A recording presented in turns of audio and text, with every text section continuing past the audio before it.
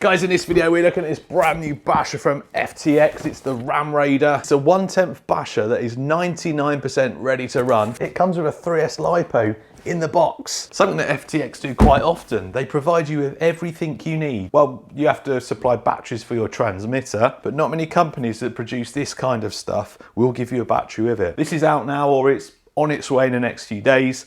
I've been lucky enough to have like a pre-production sample model that I've put 4 or 5, at least 4 packs through it. I made a video for FTX where I took it to a beach, took it to a skate park, took it off-road on some grass and dirt and stuff. Really, really good. We'll talk about what broke on it in a minute. Wasn't much, don't panic. But when I do reviews, I don't like to use pre-production stuff or sort of samples. I like to have what you're actually gonna get when you buy it. So this is the Ramraider. Comes in 2 colours, red and green. It's a 1/10 scale. It's got a brushless setup. Like I've said, it comes with a 3S Lipo, big monster truck tyres.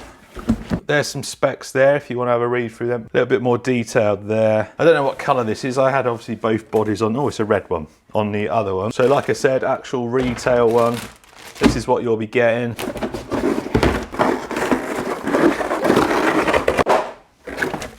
Don't eat that, I'll put it in your coffee. So in the box you get a set of instructions, everything you need to know in there, and detailed pictures of it in bits. Looks like a spare servo horn. I guess that's like an aerial or something to put on it. Don't know where that goes. Wheel wrench, Allen keys. Allen! 2S and 3S charger. This plugs into a normal socket. You get a UK to European adapter, or is that US? I think that's European, isn't it? This isn't the most powerful charger. What does it output? 1 amp, 2S it outputs at 1 amp, and 3S it outputs at 0.79. So it's going to take a while to charge your battery on that, but they provide it so you can charge stuff. EX4 GT transmitter. These are quite nice actually. This also came on the Rakuten. It's a relatively nice controller. It feels quite comfortable in hand. It's a bit of a stretch for me to drive, but it's got all the functions you need: steering trim, throttle duration, steering duration. And then this is a truck. And talking to the Rakuten, it does share the same chassis. So this is the Rakuten chassis. Firstly, the hardware is like crosshead, which isn't ideal. They're grouped together quite closely. It's a very nice looking truck. I don't want to say any names, but it looks very similar to something else. So nice grippy tyres. They've got foams in there as well. I like the style of wheels. They are 12mm hex. Some of these 1/10 scale come with 14, but these are 12. I think the MT10 comes with 12mm as well. Got a nice wheelie bar on the back there. Skid plates on the top, one on the back there as well. Big bumper there with LEDs. This one's been on its roof a few times and scraped the back a little bit. I need to put the green body on that really, don't I? There we go. The 2 colours there, green, red. Now, did they take my advice? Yes, they did. So when I got that one, I sent them a message saying that it'd be good to have some foam supports underneath because the body rattles around quite a bit. If I show you my one, I added some foam to mine and they have listened. And they've put them on. See, I do try and look after you guys. I didn't want you having a rattly body. So underneath we got a 2900 kV brushless motor. That is a 2665, so a little bit longer than a normal 540 can. A Hobbywing brushless ESC, a BL50, that must be a 50 amp one. 6 kilo waterproof servo. Now after running that one, that's the first thing I'd recommend upgrading. 6 kilograms, it's a bit sluggish. They are big chunky tyres, so 6 kilos is a little bit weaker. What I like is this, you've got a nice clear gear cover here as well, so you can see it all in there. Held on by a couple of body pins. Be really careful when you're taking this off. Plastic will crack down there really easy. Shaft driven 4-wheel drive, you've got a slipper clutch in there. Metal CVDs up front, metal drive shafts at the rear, adjustable toe at the front, adjustable camber at the rear. Pillar balls for your steering. You can adjust the camber as well by winding them in or out. And one of my concerns when that arrived was that these arms looked a little bit weak. It all looks a bit thin under there for a basher. Oh, forgot as well. Oil suspension, it feels really nice. Really nice, that's really well set up straight out of the box. Dean's plug there. Oh, hang on, where's my Lipo? It's all right, panic over, because they sent one out with that. They removed it from here because they knew I already had one. Volts 3500 milliamp hour 3S.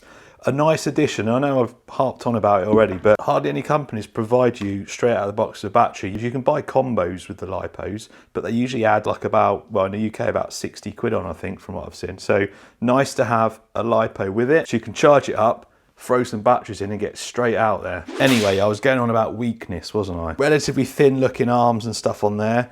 Now on this, I had quite a hard hit when I was on the grassed area. Hit the corner like that, like I do quite often. When I did it with that, broken arm straight away. And when I did it with that, broken arm straight away. All I did on this was the ball popped out of there and I physically couldn't get it back in. I had to come back, take the wheel off, undo the cap inside and take that out and reinsert it. So it didn't break that.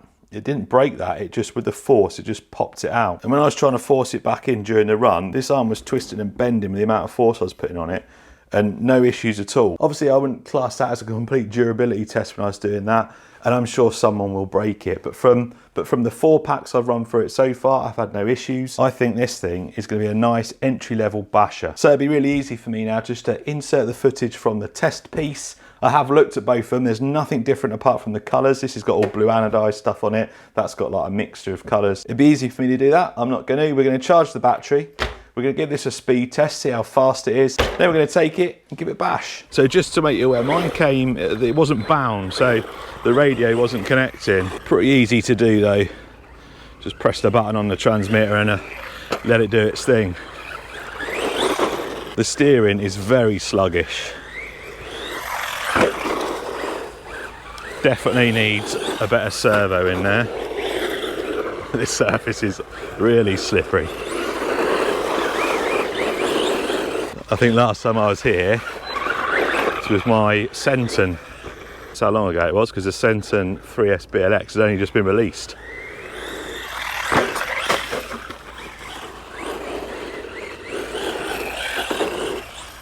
Pretty easy to handle in the air. Jumps relatively good.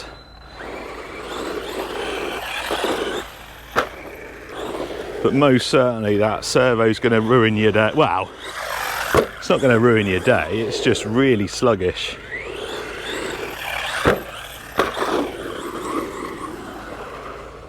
Once you get the hang of it though, it goes well.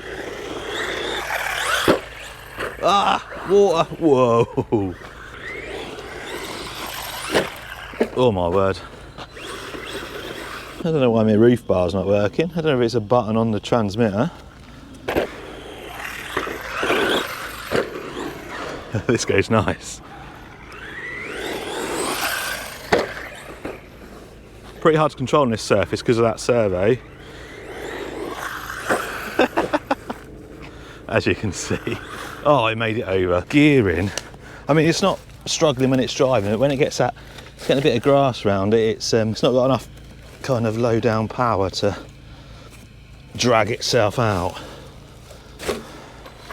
You can see, look, it's just, it doesn't seem like it's cogging, it's just, I don't know, probably geared a bit too high for that sort of terrain. It's a bit of a beast though. Little ready to run basher. It's not that expensive either.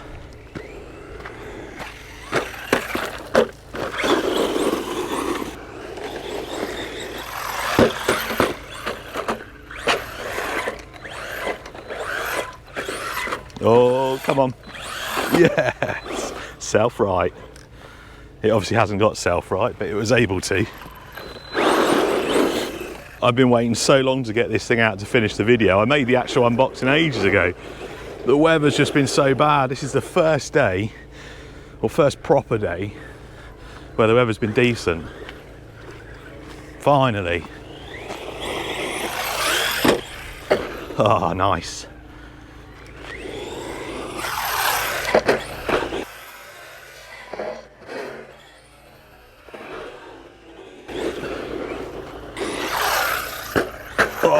Oh, what's happened? Oh, I've lost my body pins. Ugh, if I got some spares. I'm not even gonna bother trying to look for them. They've probably gone miles. It's taken me a few years, but now I've learnt to bring spares with me and tools. Gone are the days where I go out with no spares, no tools. Certainly learnt the hard way doing that. Right, anyway, I'm gonna have a bit more of a play with it, try and get some cool shots of it jumping. The FTX Ramraider, for the money, this thing is a decent little basher.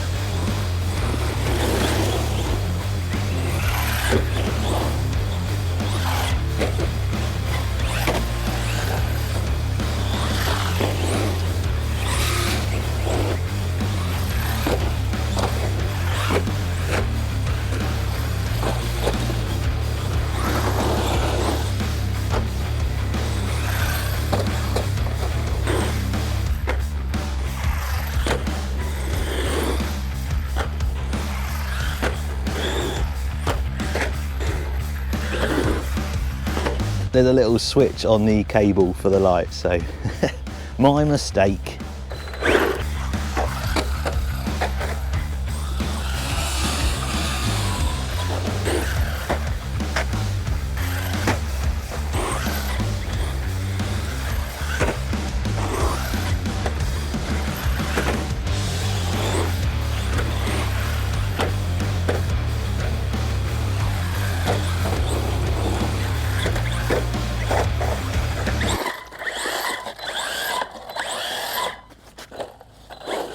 Right, we've got satellites. How fast do you think it's going to go? I'm hoping for... Oh, do you like my new van? Look, gonna do a video on that soon. On the second channel. Anyway, how fast do you think it's... I'm hoping... I'd like to see 35 to 40, I think. Well, one of my LEDs has gone on the back. 35 to 40, let's go. Remember, this is 3S out the box. Pretty quick. Shall I revise what I said? You know, 35 I reckon. 35. Pretty straight as well. Not much steering needed. Whoa! Ah! Spoke too soon. As soon as I said that, it veered into my foot. You've done that on purpose. Luckily, I have reactions of a cat and it just clipped me. Right, what are we saying? 37, what did I say? 35 to 40, pretty much smack in the middle there. That's not bad. Not bad out the box. And that is 59 kilometers an hour. For those of you that don't do miles an hour, not bad.